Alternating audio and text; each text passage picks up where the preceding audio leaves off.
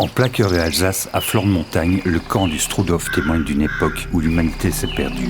Entre 1941 et 1945, environ 22 000 personnes y ont été assassinées au nom d'une idéologie fondée sur la peur, l'exclusion et la déshumanisation. En me promenant dans ce lieu chargé de mémoire, je repense au contexte qui a rendu cela possible. La radicalisation, le repli identitaire, la manipulation des masses, l'indifférence. L'engrenage ne commence jamais par la violence. Il commence par les mots, par un discours. Dans un premier temps, un tribun populiste dresse un constat alarmiste. Chômage, précarité, insécurité, perte des valeurs. Rien n'est faux, tout est exagéré. Mais plutôt que de chercher les solutions structurelles, il désigne des coupables faciles.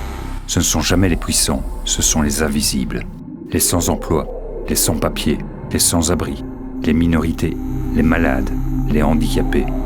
Tous ceux qui, déjà fragiles, deviennent les cibles d'une peur savamment entretenue.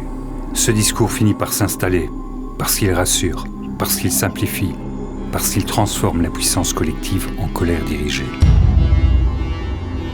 Peu à peu, cette colère devient norme. On ne discute plus des faits, on répète des slogans.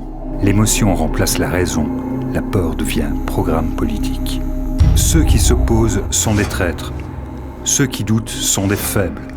Ceux qui se taisent, des complices. Alors, les lois changent, insensiblement d'abord. On les justifie par l'urgence, par la sécurité, par le bon sens.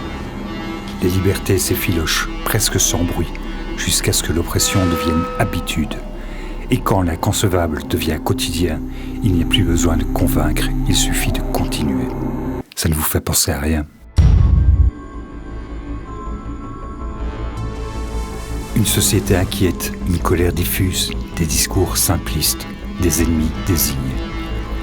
Tout cela s'est déjà vu, lentement, insidieusement. Alors non, l'histoire ne se répète jamais à l'identique, mais les mécanismes restent les mêmes. Et si l'on ne comprend pas ces mécanismes, pourquoi en attendre un résultat différent ? Le passé ne donne pas de leçons toutes faites, mais il nous tend un miroir.